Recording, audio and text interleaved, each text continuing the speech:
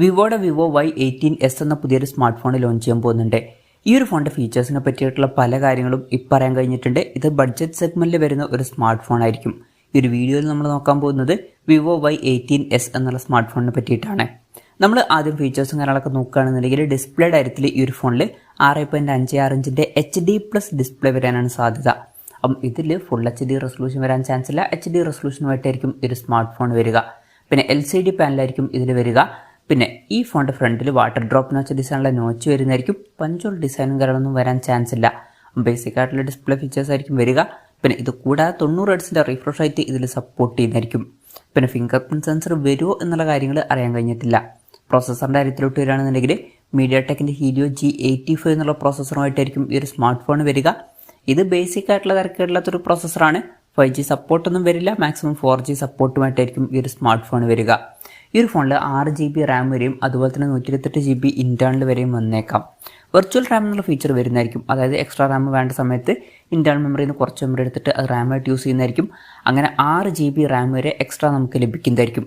പിന്നെ memory expand ചെയ്യണമെന്നുണ്ടെങ്കിൽ memory card സ്ലോട്ടും കാര്യങ്ങളൊക്കെ ഈ ഫോണിൽ വരുന്നതായിരിക്കും. 1TB വരെ മെമ്മറി എക്സ്പാൻഡ് ചെയ്യാൻ പറ്റുന്നതായിരിക്കും. Android 14 ബേസ് ആയിട്ടുള്ള സോഫ്റ്റ്വെയർ ആയിരിക്കും ഈ ഫോണിൽ വരിക. 3.5mm ഓഡിയോ ജാക്ക് ഈ ഫോണിൽ വരുന്നതായിരിക്കും. പിന്നെ സിംഗിൾ സ്പീക്കർ ആയിരിക്കും ഈ ഫോണിൽ വരിക.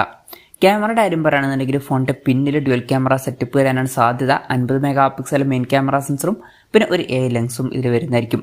ഫ്രണ്ടിൽ 8 മെഗാ സെൽഫി ക്യാമറ വന്നേക്കാം. ബാറ്ററിയുടെ കാര്യത്തിൽ 5000 mAh ബാറ്ററി വരുന്നതായിരിക്കും. 15 വാട്ടിൻ്റെ ഫാസ്റ്റ് ചാർജ് സപ്പോർട്ടായിരിക്കും ഇതിൽ വരിക. അതുപോലെ തന്നെ Type-C ചാർജിംഗ് പോർട്ടും ഇതിൽ വരുന്നതായിരിക്കും. അപ്പം ഇതൊക്കെയാണ് ഫീച്ചേഴ്സിനെ പറ്റി പറയാനുള്ള കാര്യങ്ങൾ. പിന്നെ പറയേണ്ട ഒരു കാര്യം എന്താ വെച്ചാൽ ഇപ്പോൾ അടുത്ത് ഇന്ത്യൻ മാർക്കറ്റിൽ വിവോ Y18 എന്നുള്ളൊരു സ്മാർട്ട് ഫോൺ ലോഞ്ച് ചെയ്തിട്ടുണ്ടായിരുന്നു. ആ ഒരു ഫോണിലും ഏകദേശം ഇതിനടുത്ത് വരുന്ന ഫീച്ചേഴ്സൊക്കെ തന്നെയാണ് വന്നിട്ടുള്ളത്. പിന്നെ ഈ ഒരു ഫോണിൽ എക്സ്ട്രാ ഫിംഗർ പ്രിൻറ് സെൻസറും കൂടി വരികയാണെന്നുണ്ടെങ്കിൽ അത് നല്ലൊരു കാര്യമായിരിക്കും. ആ ഒരു ഫോണിൽ ഫിംഗർ പ്രിൻറ് സെൻസർ വന്നിട്ടില്ലായിരുന്നു.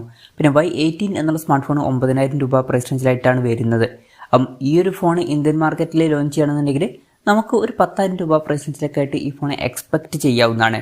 പിന്നെ വിയറ്റ്നാമിലായിരിക്കും മിക്കവാറും ഈ ഒരു ഫോൺ ആദ്യം ലോഞ്ച് ചെയ്യുക. എന്തായാലും കൺഫർമേഷൻസ് ഒന്നും വന്നിട്ടില്ല. ലോഞ്ച് ഡേറ്റിനെ പറ്റിയിട്ടുള്ള ന്യൂസുകളൊക്കെ വരുമ്പോൾ അതിനെ പറ്റിയിട്ടുള്ള വീഡിയോസൊക്കെ നമ്മൾ ചെയ്യുന്നതായിരിക്കും.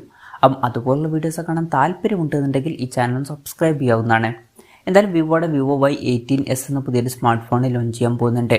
ബഡ്ജറ്റ് സെഗ്മെൻറ്റിൽ വരുന്ന ഒരു സ്മാർട്ട് ഫോൺ ആയിരിക്കും.